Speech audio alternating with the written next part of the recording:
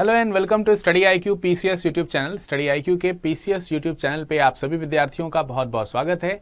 मैं विरत दुबे आज आप लोगों के साथ में एक बार फिर से हाजिर हुआ हूं और डिस्कशन इस पॉइंट पर रहेगा कि कैसे हम लोग मेंस की जो परीक्षाएं हैं यानी मुख्य परीक्षा जो है उसमें कैसे अच्छा स्कोर कर सकते हैं। इस क्रम में हमारी टीम और उसमें मैं जो है आपकी किस प्रकार से सहायता कर सकता हूँ।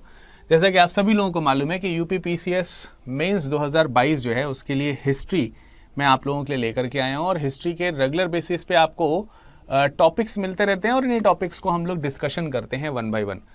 इस क्रम में आज हम लोग डिस्कशन जो करेंगे उसका क्या पूरा एक मतलब पैटर्न रहेगा, उस पैटर्न को जल्दी से देख लेते हैं। प्रश्न को डिस्कशन करेंगे हमेशा की तरह, उसके बाद प्रश्न को समझेंगे कि क्या पूछा जा रहा है, उसमें उसकी रूपरेखा तैयार करेंगे, उसके उत्तर लेखन करेंगे और यदि अगर उससे संबंधित कोई पूर्व वर्ष के प्रश्न हैं तो उसके ऊपर भी हमारी चर्चा रहेगी। ये एक एक करके लगभग हमने आपको बताया है कि इतिहास में जो अति महत्वपूर्ण टॉपिक्स हैं उन अति महत्वपूर्ण टॉपिक्स से संबंधित एक एक दो जो प्रश्न हैं वो हम आपको सॉल्व करने का प्रोसेस बताएंगे और उसमें से कुछ हेल्प आपकी जो हो पाएगी वो आप ज़रूर उसका फ़ायदा उठाएंगे। तो आज का क्या है प्रश्न उसके ऊपर डिस्कशन रहेगा, परंतु ये जान लेते हैं कि आज का जो टॉपिक है वो कहाँ से लिया गया है। वो है सिंधु घाटी सभ्यता से रिलेटेड। सिंधु घाटी सभ्यता से रिलेटेड एक और टॉपिक मैं पिछले सत्र में ले चुका हूँ जो कि एपिसोड 2 में आपने पढ़ा था। आज है एपिसोड 3। ठीक है, तो चलिए इसमें जो कुछ भी आपको पढ़ाया जाएगा इसकी पीडीएफ यदि अगर आप प्राप्त करना चाहते हैं तो हमारे टेलीग्राम ग्रुप से आप जुड़ सकते हैं, जो कि ये है। आप इस पर टेलीग्राम ग्रुप में जुड़ करके पीडीएफ प्राप्त कर सकते हो। और साथ ही साथ अगर आप आईएएस की प्रिपरेशन कर रहे हैं तो स्टडी आईक्यू आईएएस में फाउंडेशन बैच स्टार्ट किया गया है, जिसमें शानदार फैकल्टीज अपने अनुभवों के साथ आपका बेसिक फाउंडेशन जो बैच है उसमें पूरी बेसिक से लेकर के अपर लेवल तक की जितनी भी आपकी तैयारी है प्री कम मेंस तक सारी प्रिपरेशन आपकी कराएंगे। मोर देन 900 आवर्स की आपको क्लासेस मिलेंगी और इसमें लाइव इंटरेक्शन रहेगा 1 to 1 आप सभी लोगों का, और तमाम सारे जो स्टडी मटेरियल्स हैं वो भी टाइम टू टाइम आपको प्रोवाइड होते रहेंगे। साथ ही साथ मेंटरशिप प्रोग्राम भी इसमें रखा गया है, तो आपको तमाम सारे हमारे जो मेंटर्स हैं उनसे आपको सहायता भी प्राप्त होगी। तो आप इस कोर्स को अवेल कर सकते हैं। इस कोड का इस्तेमाल करके जस्ट ये आपको 18,500 में मिल जाएगा, but you should have to use this course, that is VIRADLIVE। तो विरद लाइव कोड का इस्तेमाल करना है। मैं आपको बता दूं कि ये YouTube classes live YouTube classes होंगी, तो आप डायरेक्टली अपने प्रश्न जो है अपने जो भी मेंटोर्स हैं उनसे पूछ सकते हैं। आज का हमारा प्रश्न क्या है, सबसे पहले इस पर चर्चा होगी। देखिए प्रश्न में लिखा गया है, हड़प्पा सभ्यता की धार्मिक प्रथाओं की विवेचना कीजिए। Discuss the religious practices of the Harappan civilisation. So इस प्रकार के प्रश्न निश्चित रूप से आपके एग्जाम में हेल्प करेंगे और ये जो प्रोग्राम है इस प्रोग्राम का उद्देश्य ही यही है कि आगामी जो 2.5 महीने का समय आपके पास बचा हुआ है, जिसके बाद संभावित रूप से आपकी मुख्य की परीक्षा आयोजित होनी है उत्तर प्रदेश पीसीएस के लिए, उनके लिए काफ़ी हेल्पफुल रहेगा। इसके अलावा यदि अगर आप किसी दूसरे आयोग से रिलेटेड हैं तो उनके लिए भी ये हेल्पफुल ही रहेगा, क्योंकि प्रश्नों की प्रकृति घूम फिर करके हर स्टेट पीएससी में ऐसी ही आती है। जैसे नियर बाई अगर देखा जाए तो एमपी पीएससी के एग्जाम्स को भी इस पर टारगेट आप कर सकते हो। ठीक है, एमपी पीएससी के लिए तो प्रश्न आप इसको पढ़िएगा। इस प्रश्न को किस किस तरीके से हम लोग सॉल्व करेंगे उस क्रम में सबसे पहला काम हमारा होगा कि हम प्रश्न को समझें, यानी कि प्रश्न क्या कहना चाह रहा है इस पॉइंट को समझने का प्रयास करें। मैंने आप लोगों को हमेशा बताया है कि जब भी आपके सामने प्रश्न आएगा हमेशा आपको उस प्रश्न को सबसे पहला तो काम है ध्यान से पढ़ना। ठीक है, ध्यान से पढ़ना, reading is very much important. आप उसकी रीडिंग करिए। अगर आप रीडिंग सही से करते हैं तो आपको उस प्रश्न के काफ़ी व्यूज़ अपने मन में बनते चले जाते हैं कि हमें क्या सॉल्व करना है, कैसे पढ़ना है, क्या उसका उत्तर लिखना हो सकता है। इस क्रम में रीडिंग में 2 चीज़ों पर आपको फोकस करना ही होता है। वो 2 चीज़ें क्या हैं, एक है आपका मूल प्रसंग और दूसरा है आपका प्रश्न की प्रकृति। तो चलिए इस प्रश्न के सबसे पहले हम ये जानते हैं कि इस प्रश्न का मूल प्रसंग क्या होगा। जैसा कि प्रश्न में लिखा हुआ है यहां पर चलिए पहले एक बार क्वेश्चन को रिवाइज करते हैं। लिखा है हड़प्पा सभ्यता की धार्मिक प्रथाओं की विवेचना कीजिए।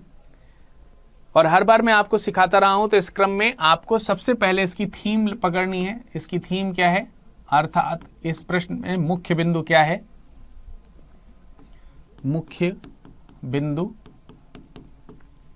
और ये मुख्य बिंदु है आपका हड़प्पा सभ्यता की धार्मिक प्रथाएं, और इसमें भी मुख्य पॉइंट है धार्मिक प्रथाएं।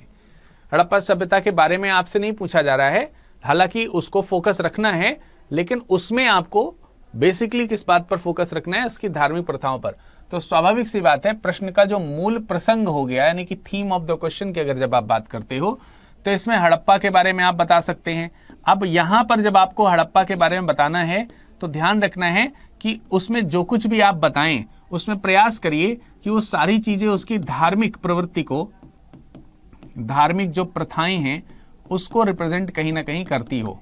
ठीक है, तो जो भी चीजें धार्मिक प्रथाओं को रिप्रेजेंट कर रही होंगी हड़प्पा से संबंधित। अब यहां पर हड़प्पा का मतलब हड़प्पा सभ्यता से है, हड़प्पा का मतलब हड़प्पा सभ्यता से। आप इसे सैंधव सभ्यता भी कह सकते हैं, सैंधव सभ्यता, आप इसे सिंधु सभ्यता भी कह सकते हैं।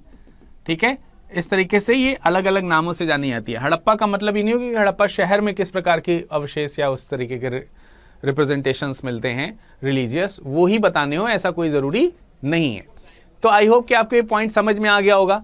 आपको हड़प्पान कल्चर के बारे में रिप्रेजेंट करना है और उसका जो रिलीजियस पॉइंट है उसको आपको हाईलाइट करना है। अब ये हाईलाइट कैसे करेंगे, ये इस सभ्यता के लोगों का कोई रिटन एविडेंस तो है नहीं, लिखित कोई साक्ष्य हमको इसका मिलता नहीं है। तो जब हमको लिखित साक्ष्य नहीं मिलता है तो स्वाभाविक सी बात है कि इसके जो प्रमाण हैं वो आर्कियोलॉजिकल सोर्सेज हो सकते हैं, एविडेंसेस दूसरे जो हो सकते हैं वो हमको यहाँ पर देखने को मिल सकते हैं। तो उन्हीं सोर्सेज को देखते हुए ही हमको यहाँ पर चर्चा रखनी चाहिए अपनी। ठीक है, तो इसको जब हम आगे बढ़ाएंगे तो किस प्रकार से जरा देखते हैं। हमको मूल बिंदु तो पता चल गया, अब उसमें प्रश्न की प्रकृति कैसी है। प्रश्न की प्रकृति में कहा गया है कि जो भी धार्मिक प्रथाएं हैं, जो आपको यहाँ पर मिला, जो मेन फोकस आपको मिला है वो क्या है, धार्मिक प्रथाएं। अब इस धार्मिक प्रथाओं के बारे में बताना क्या है आपको, ये जो धार्मिक प्रथाएं हैं, ये जो धार्मिक प्रथाएं हैं इसके ऊपर क्या बताना है आपको, इसके ऊपर आपको विवेचना करनी है। विवेचना करने का मतलब होता है डिस्कस करना है। डिस्कस करने में हो सकता है कि कहीं कहीं आपके प्रश्न में इसमें इसकी जगह चर्चा करिए भी लिख करके आ सकता है, चर्चा कीजिए,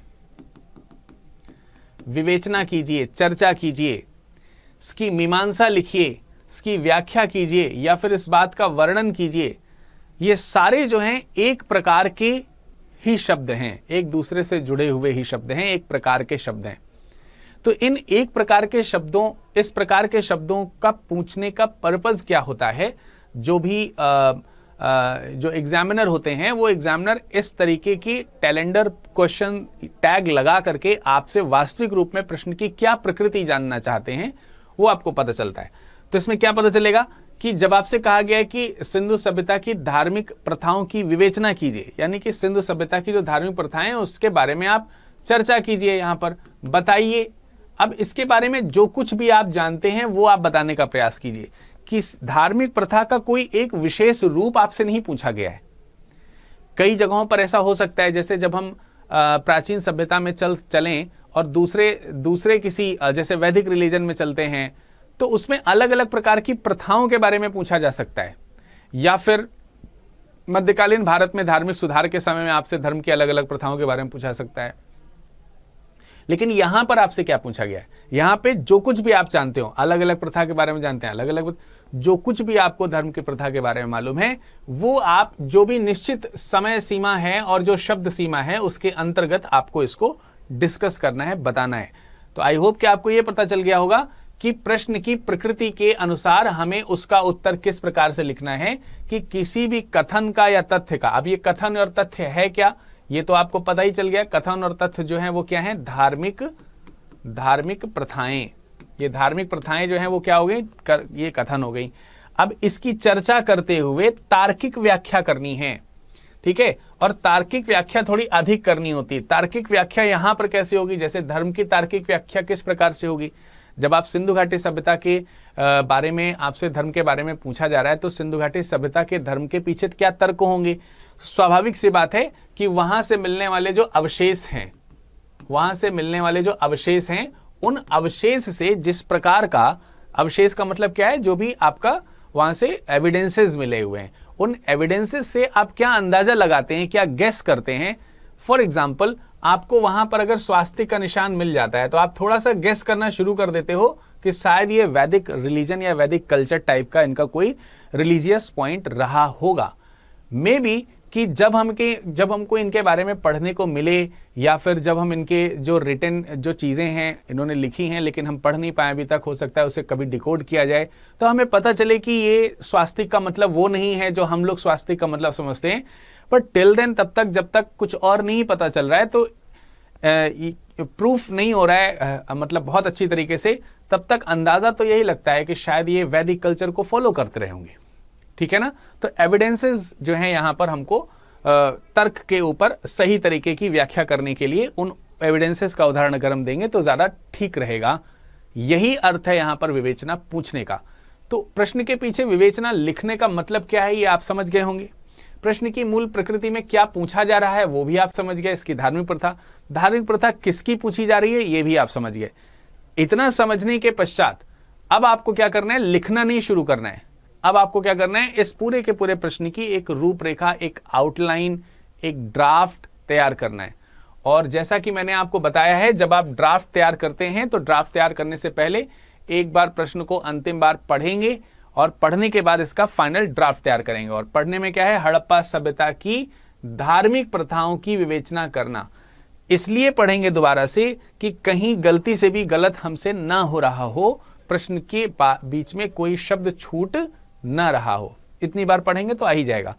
अब हम प्रश्न की आंसर राइटिंग करने से पूर्व उत्तर का जो आउटलाइन है वो बनाना शुरू करेंगे।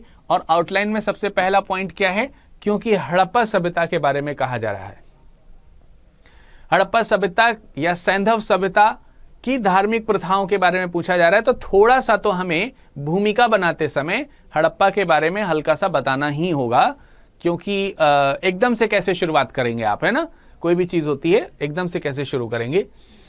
तो यहां पर आप भूमिका बनाते समय, भूमिका जब आप बनाएंगे, जब इंट्रोड्यूस कर रहे होंगे, तो इंट्रोड्यूस करते समय आप हड़प्पा सभ्यता के बारे में थोड़ा सा एक लाइन में या 1.5 लाइन में या 2 लाइन में एक्सप्लेन कर देंगे, सो दैट कि आपका क्वेश्चन भी स्टार्ट हो जाएगा और जो आप बताना चाह रहे हैं उसको इंटरलिंक करना भी आप शुरू कर देंगे। तो हमने आपको यहां पर बताया कि एक हड़प्पाई सभ्यता के बारे में थोड़ा सा बताएं। और सीधी सी बात है कि आपका मूल फोकस किस पे होना है, धार्मिक प्रथा के ऊपर, है ना, हड़प्पा सभ्यता की धार्मिक प्रथा के ऊपर डिस्कस करना है। तो सीधे हम अगला ड्राफ्ट जब हम बना रहे हैं तो यहां पर रख रहे हैं कि उन समय की धार्मिक सिचुएशन कैसी थी, धार्मिक स्थिति क्या थी, और धार्मिक स्थिति जानने के क्या तौर तरीके हो सकते हैं, किस प्रकार के थॉट्स हो सकते हैं अगर कुछ आपके मन में है तो मैंने उस पर आउटलाइन बनाई कि किसी भी धर्म को हम लोग क्रियात्मक पक्ष और सैद्धांतिक पक्ष में डिवाइड करते हैं। तो हम यहां पर जो है सिद्धांतिक पक्ष जो है वो देखेंगे। अब जब धार्मिक स्थिति बनाने लगेंगे तो उसके जो है कुछ फुट स्टेप्स बनाएंगे, लाइक कि सबटाइटल्स वगैरह कुछ इस तरीके के बन सकते हैं। जैसे कि मातृशक्ति की पूजा करते थे वे, तो मातृशक्ति से संबंधित कुछ पॉइंट हमें लिखना है, भूल ना जाए इसलिए हमने आउटलाइन बना दिया है। पता चला मातृशक्ति को लिखते लिखते हम भूल गए, कह रहे ये लोग तो पितृशक्ति की भी पूजा करते थे या देवताओं की भी पूजा होती थी, तो पुरुष देवता कौन थे इनके बारे में भी हम बताएंगे।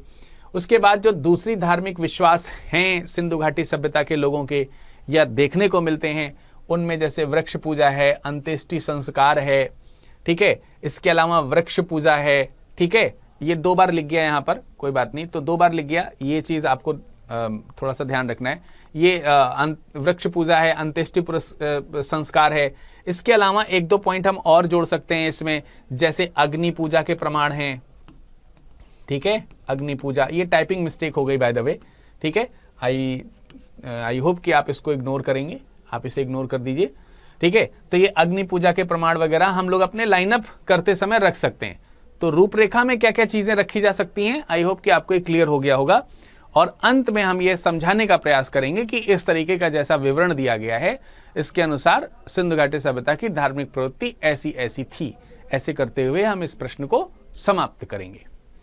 तो अब हमने क्या कर लिया है, हमने इस प्रश्न को समझ लिया है, प्रश्न की प्रकृति को समझ लिया है, प्रश्न की एक रूपरेखा उत्तर बताते समय एक उसकी पूरी रूपरेखा भी तैयार कर ली है।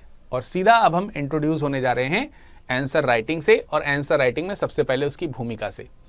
आंसर राइटिंग में भूमिका में आपको केवल प्रश्न में जो बात कही गई है उसी के इर्द गिर्द समझाने का थोड़ा सा प्रयास करना चाहिए, और जिससे कि आप प्रश्न की शुरुआत ठीक तरीके से कर सके। जैसा कि यहां पर करने का प्रयास किया गया है, भारतीय उपमहाद्वीप के पश्चिम उत्तर भाग में विकसित सिंधु सभ्यता से कई प्रमाण प्राप्त हुए हैं जिनसे उनकी धार्मिक प्रथाओं का पता चलता है। यानी कि ऐसे कई सारे प्रमाण मिले हैं जिससे जो इंडस वैली सिविलाइजेशन है उसके धार्मिक प्रथाएं किस प्रकार की रही होंगी उसके प्रमाण हमको मिलते हैं और उसकी जानकारी हमें मिलती है। धार्मिक प्रथाओं की जब हम बात करते हैं तो किसी भी धर्म को हम लोग थोड़ा सा यहाँ पर डिस्कस कर सकते हैं कि किसी भी समाज में धर्म को कैसे देखा जाता है, धर्म को समझने का क्या तौर तरीका है। तो उस तौर तरीके में दो चीजें हैं, एक तो क्रियात्मक है, क्रियात्मक पहलू है, और एक जो है आपका सैद्धांतिक पहलू है, सैद्धांतिक पहलू। अब इसमें जो है आप देख सकते हैं किसी भी धर्म के दो पहलू हो सकते हैं, क्रियात्मक एवं सैद्धांतिक, और लिखित शास्त्र की अनुपस्थिति के कारण सैंधव धर्म के केवल क्रियात्मक पक्ष का ही अनुभव हो सकता है।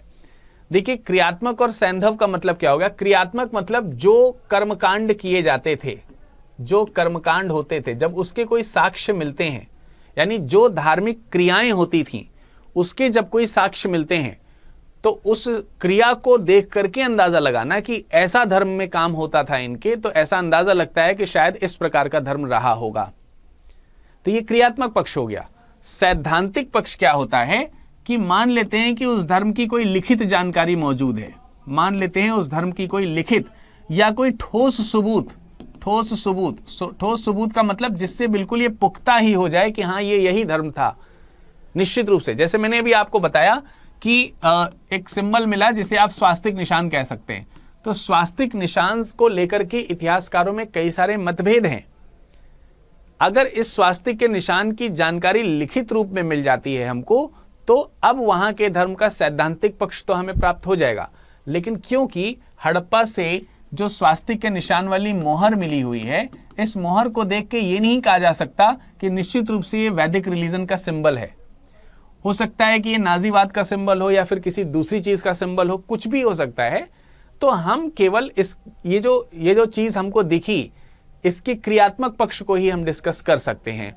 तो अभी हमको ये समझ में आ गया यहां पर कि लिखित साक्ष्य क्योंकि है नहीं, मेरे ख्याल से आप ये समझ पाए होंगे कि सैद्धांतिक का मतलब हो गया कि जो दार्शनिक विचार होते हैं ना, दार्शनिक चिंतन या दार्शनिक विचार जो होते हैं, ये दार्शनिक विचार जब प्रकट होने लगे, और दार्शनिक विचार तो तभी प्रकट होंगे या तो आपने प्रत्यक्ष उनकी आवाजें सुनी हो, उनसे डिस्कशन किया हो, सैंधव सभ्यता का जो क्रोनोलॉजिकल ऑर्डर है वो अभी जीवित हो और वो हमें बता सके कि हमारे पूर्वज ऐसे करते थे, तब तो उसके सैद्धांतिक दार्शनिक विचार हमको देखने को मिल जाएंगे। या फिर जो वहां पर लिखी गई चीजें हैं उसे हम डिकोड कर लें और ये समझ जाएं कि ये किस चीज की पूजा कर रहे थे, क्यों कर रहे थे, कैसे कर रहे थे, तब जाकर के हमें उनके दार्शनिक विचार समझ में आएंगे। तो हम उनके दार्शनिक विचारों को रिप्रेजेंट कर सकते थे। तो हमें यह पता चला कि उनकी जो धार्मिक प्रथाएं हैं उनके बारे में हमें सिर्फ क्रियात्मक पक्ष ही हम डिस्कस कर सकते हैं, और हम जो सैद्धांतिक पक्ष है उसके ऊपर डिस्कस करने में असमर्थ हैं, क्योंकि हमें उनके सिद्धांत के बारे में कोई पुख्ता सबूत प्राप्त नहीं है। ठीक है, तो इसी कारण यह स्टेटमेंट यहां लिखा गया है। आप इसे अपने शब्दों में बना करके लिख सकते हैं। लिखित साक्ष्य की अनुपस्थिति के कारण सैंधव धर्म के केवल क्रियात्मक पक्ष का ही अनुभव हो सकता है, अर्थात सैद्धांतिक पक्ष का अनुभव नहीं हो सकता तब तक जब तक कि हम उनकी लिपि को डिकोड ना कर लें। ठीक है, पढ़ ना लें जब तक। पॉइंट समझ में आ गया इसका लिखने का मतलब क्या था। अब बात कर लेते हैं जो भी क्रियात्मक पक्ष हमको मिले हैं, उन क्रियात्मक पक्षों के कुछ एविडेंसेस हैं जिससे हमें यह पता चलता है कि अव्वल तो यह समाज जो है मात्र सत्तात्मक रहा होगा, क्योंकि मातृसत्तात्मक अर्थात मैट्रियोर्कल सोसाइटी यहां पर यह रही होगी। माता की पूजा करने वाले लोग आपको यहां पर देखने को जरूर मिले होंगे। ऐसा क्यों कहा जा रहा है? क्योंकि सिंधु घाटी क्षेत्र से मातृदेवी की कई मृण मूर्तियां जो हैं वो प्राप्त हुई हैं। टेराकोटा की बनी हुई जो मूर्तियां हैं, टेराकोटा मिट्टी की बनी हुई जो मूर्तियां हैं वो मृण मूर्तियों के अंतर्गत रखी जा सकती हैं। तमाम प्रकार की मृण मूर्तियां जब प्राप्त हुई हैं, इनसे प्रतीत होता है कि सिंधु समाज में मातृ देवी की पूजा की जाती थी। जैसे कि आपने देखा सुना होगा कि मोहनजोदड़ो में, जैसे आपने सुना होगा मोहनजोदड़ो में आपको मातृ देवी की मूर्ति मिली है, मातृ देवी। हालांकि उस पर कोई लिखा नहीं है कि ये मातृ देवी की मूर्ति है, लेकिन इतिहासकारों ने ये पहचान में रखा है कि ये मातृ देवी रही होंगी शायद। ठीक है, उसको उसके हाव भाव को देख करके ऐसा प्रतीत होता हुआ वहां पर, तो उसको मातृ देवी कहा गया, मदर गॉडेस की मूर्ति कहा गया उसे। और सैंधव सभ्यता से जो तमाम सारी मूर्तियां प्राप्त हुई हैं उसमें कई मूर्तियां ऐसी हैं जो स्त्रियों की हैं, और समाज में जब स्त्रियों की मूर्तियों की पूजा देखने को मिल रहा है, मूर्ति देखने को मिल रहा है, तो माना जा रहा है कि मैट्रियोर्कल रहा होगा, ऐसे अंदाजा लगाया गया। ठीक है, तो एक बात हो गई। कालीबंगा की बात करते हैं और लोथल की बात करते हैं, यहां से मातृ देवी की मृण मूर्तियां विशेष उल्लेखनीय हैं, अर्थात यहां पर बहुत अच्छी मात्रा में और इनसे ज्यादा हमें सही तरीके से पता चलता है कि ये मातृ देवी की मूर्तियां रही होंगी। और क्योंकि बार बार मातृ देवी की मूर्तियां मिल रही हैं, इसलिए हम ये अंदाजा लगा सकते हैं कि ये जो सोसाइटी है धार्मिक रूप से इस प्रथा का अनुसरण यदि अगर करती है तो उसकी प्रथा में यह भी शामिल होगा कि वो स्त्रियों का सम्मान करते होंगे। ठीक है, तो स्त्रियों को सम्मान करने वाला धर्म हमको यहां पर देखने को मिल रहा है। एक उदाहरण और हमको देखने को मिलता है, एक मृण मूर्ति मिली है जिसमें स्त्री के गर्भ से निकलता पौधा दिखाया गया है। और स्त्री के गर्भ से जब ये पौधा निकलता है तो हम लोगों ने इसका रिलेट किया है, इसको रिलेट किया है कि शायद ये पृथ्वी देवी होंगी और इन्हें उर्वरा की देवी भी कहा गया। इसे ये जो स्त्री मिली है, स्त्री की जो मूर्ति मिली है, इसे उर्वरा की देवी के रूप में भी जाना गया है। ठीक है, तो हो सकता है कि इसे पृथ्वी को ही उर्वरता की देवी कहा जाता है। ठीक है, मदर गॉडेस ऑफ फर्टिलिटी इसको बोल सकते हैं आप। तो यहां पर पृथ्वी देवी की प्रतिमा के रूप में इसलिए माना जा रहा है, जैसे हम लोग पृथ्वी को माता मानते हैं और पृथ्वी के गर्भ से ही तो धन धान्य जो है वो उत्सर्जित होता है। तो ऐसा माना जाता है कि ये लोग भी जो है पृथ्वी की पूजा करते होंगे और पृथ्वी का स्त्री रूप यहां पर देखने को हमको मिलता है। मालूम होता है कि हड़प्पाई लोग धरती को उर्वरता की देवी समझते थे और इसकी पूजा उसी तरह करते थे जिस तरह मिस्र के लोग नील नदी की देवी आइरिस की पूजा करते हैं। तो एक थोड़ा सा तुलना भी करके दिखा दी गई कि इस तरीके का समाज है और आज के समाज में भी इस प्रकार के आपको पूजा पाठ देखने को मिलते हैं। हम नदियों की पूजा करते हैं, हम धरती की पूजा करते हैं, हम आकाश की पूजा करते हैं, ठीक है, वृक्षों की पूजा करते हैं। तो उस तरीके की सिमिलैरिटी जो है आपको यहां पर भी देखने को मिल रही है। अब बात हो गई है तो स्त्रियों के अस्तित्व की, क्या पुरुषों का भी अस्तित्व पूजा पाठ के रूप में रहा है यहां पर? तो हमें देखने को मिलता है कि कुछ पुरुष देवता भी रहे थे, जैसे कि मिट्टी की मूर्तियों में कुछ दाढ़ी मूछ वाले पुरुषों की छोटी छोटी मूर्तियां मिली हैं जो देवताओं की प्रतिमाएं प्रतीत होती हैं। देखिए इतना तो आपको ही मालूम है कि देवी देवताओं की प्रतिमाएं और साधारण मनुष्य की प्रतिमाओं में थोड़ा सा अंतर होता है। तो उस प्रकार के अंतरों को ध्यान में रखते हुए जो आर्कियोलॉजिस्ट हैं उन्होंने ये निष्कर्ष निकाला है कि ये जो मूर्ति है ये देवी देवताओं की रही होगी। तो इनमें में से कुछ दाढ़ी मूछ वाले पुरुष हैं तो इसका मतलब वो देवता थे, इसका मतलब ये देवताओं की भी पूजा करते थे। और आपको मालूम ही है कि एक व्यक्ति मिला है जो शॉल ओढ़े हुए है, दाढ़ी बियर्ड उसकी पूरी तरीके से सेट है ना, तो उसको हम लोग पुरोहित के रूप में जानते हैं। सिंधु समाज में संभवतः एक सींग वाला देवता महत्वपूर्ण था। एक सींग वाला एक देवता है जिसे आप यूनिकॉर्न के तौर पर भी जान सकते हैं, या फिर इस तरीके के पशु भी हैं, एक सींग वाले पशु भी फेमस रहे हैं। एक सींग वाला देवता, एक सींग वाला पशु भी फेमस रहा है। एक जगह से एक सींग वाले देवता की मिट्टी का बना हुआ मुखौटा मिला है। ठीक, तो अब क्योंकि मुखौटा मिला हुआ है आपको एक सींग वाले देवता का, तो माना जा सकता है कि एक सींग वाले देवता की पूजा होती थी। इतिहासकार मैके हैं, उन्होंने मोहनजोदड़ो से पशुपति शिव की मोहर प्राप्त की है और इस पशुपति शिव की जो मोहर प्राप्त की है उसमें 3 सिर है, 3 शीश हैं उसमें। ठीक है, तो 3 शीश वाले एक व्यक्ति की पूजा देखने को मिलती है जो कि एक आसन पर बैठा है जिसके 4 ओर 6 प्रकार के पशु हैं। 6 पशु हैं 5 प्रकार के, 6 पशु जो हैं वो 5 प्रकार के हैं। तो 5 प्रकार के 6 पशु इस देवता की ओर देखते हुए बैठे हैं, इसलिए इसको पशुपति शिव भी कहा गया है। जॉन मार्शल ने इसे पशुपति शिव कहा। मैके को ये मूर्ति मिली थी, तो हमें यह पता चल गया कि देवी देवता दोनों की पूजा हो रही है यहाँ पर। दूसरे धार्मिक विश्वासों की ओर बढ़ते हैं तो ये वृक्ष पूजा भी करते थे, जैसे कि मार्शल के अनुसार पीपल वृक्ष प्रमुख देवता थे। पीपल वृक्ष जो है इनके प्रमुख देवता हुआ करते थे और पीपल जो देवता हैं अक्सर देवताओं के भी वाहन हुआ करते थे, ऐसा महसूस वहां पर भी होता है।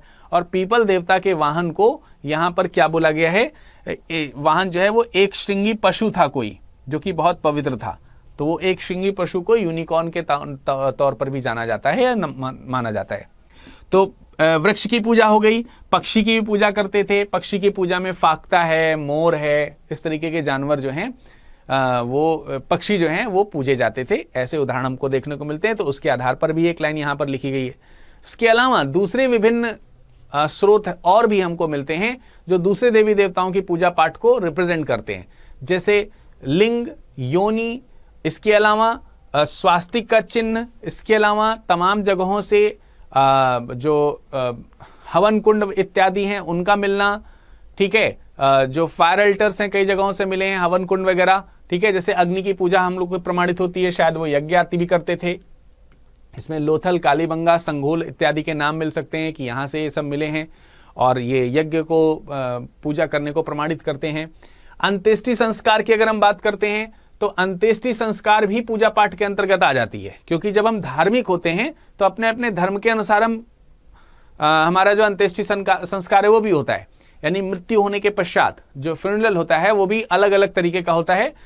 तो इसमें भी 3 प्रकार की चीजें हमको देखने को मिलती हैं। 3 प्रकार की विधियां कौन कौन सी हैं? एक तो है पूर्ण समाधिकरण, जिसमें पूरी तरीके से दफना दिया जाता है। टोटली बॉडी को क्या कर दिया गया? दफना दिया गया। जैसे माउंटेन्स में होता है या फिर जैसे क्रिश्चियंस में या ज्यादातर रिलीजन में और भी इस तरीके से होता है। आंशिक समाधिकरण ये एक विशेष प्रक्रिया है जिसमें इतिहासकारों का मानना है कि मृत्यु हो जाने के पश्चात जो शव है, जो डेड बॉडी है, उस डेड बॉडी को कहीं पर रख दिया जाता था, जंगल में उच्च स्थान पर रख दिया जाता था, जिससे कि जो भोजन पशु जो वगैरह हैं ग्रहण कर सकते हैं तो उसको भोजन के रूप में ग्रहण करें। और शेष बचा जो जीव है, जो हड्डी वगैरह जो भी अवशेष बच जाते हैं, उसको जो है दफनाना, उसको हम लोग बोलते हैं आंशिक समाधिकरण। और फिर उसके बाद है दाह कर्म। दाह कर्म का मतलब उसे जला देना। जैसे हिंदू संस्कृति में अगर आप देखेंगे तो शवों को जलाया जाता है, तो अग्नि में जला देना ये भी एक प्रकार का उदाहरण देखने को मिला है। तो इसका मतलब जो शव दफनाने की जो 3 पद्धतियां हैं वो तीनों पद्धतियों का प्रयोग करते हैं। धार्मिक रूप से अगर देखा जाए तो काफी कॉन्फिडेंट महसूस होते हैं, ये मृत्यु को काफी साकार रूप से एक्सेप्ट करते थे, ऐसा माना जा सकता है। खासकर ये वाली जो प्रक्रिया है इसको देख करके उन्हें ऐसा लगता है कि मृत्यु एक सामान्य प्रक्रिया है। और जैसे आजकल की व्यक्ति में जब किसी की डेड हो जाती है तो उस बॉडी को हम मृत्यु के पश्चात भी काफ़ी संभाल के रखते हैं जब तक कि उसका अंतिम संस्कार ना हो जाए, और मतलब उसको लेकर के काफ़ी मोह माया में घिरे रहते हैं। शायद ये मोह माया के बारे में बेहतर समझते थे कि अब आना जाना तो लगा ही रहता है, ये मरा हुआ या डेड बॉडी जो है इसको भी अगर इससे भी किसी का भला हो सकता है तो क्यों ना कर दें। तो इस पॉइंट को समझना, अगर आप थोड़ा सा यहाँ पर दार्शनिकता का अनुभव कर सकते हो तो आप दार्शनिकता का यहाँ पर थोड़ा सा अनुभव ज़रूर करिए और पहचानने का प्रयास कर सकते हैं कि हाँ भाई यहाँ पर शायद ये लोग हमसे भी ज़्यादा जानते थे कि संसार मोह माया का बना है। और देखो सन्यासी प्रवृत्ति के जो लोग होते हैं ना, वो मोह माया से घिरे नहीं होते, तो शायद उस प्रवृत्ति के ये भी लोग रहे होंगे। हो सकता है कि इस मामले में वो ज़्यादा उच्च थे। और कई जगहों से, जैसे हड़प्पा से आपको कब्रिस्तान मिलते हैं, उसमें से R37 का एक कब्रिस्तान है जिसमें से एक शव मिला है जो कि एक लकड़ी की पेटी में बंधा हुआ है, देवदार की लकड़ी बंधी हुई थी। तो इससे ये भी पता चल रहा है कि ये लोग लकड़ी में पैक करके कॉफिन बना करके उसको दफनाते थे। ये भी एक पॉइंट हमको देखने को मिलता है। या कि कुछ इतिहासकार ये भी कहते हैं कि शायद कुछ विदेशी आए थे, तो विदेशी संस्कृति के जो धार्मिक विचार हैं वो भी हमको यहाँ पर एक थोड़ा सा पॉइंट देते हुए नजर आते हैं। तो इस तरीके की चीज़ों को भी आप इंक्लूड कर सकते हैं अपने उत्तर लेखन में, ठीक है। तो इन सब चीज़ों को जब हमने पढ़ा तो ओवरऑल कंक्लूजन क्या निकला? कंक्लूजन यही निकल रहा है कि सैंधव सभ्यता मात्र सत्तात्मक एवं प्रकृति की उपासक हो रही है। मात्र सत्तात्मक कैसे हो रही है? आपने मूर्तियां देखी।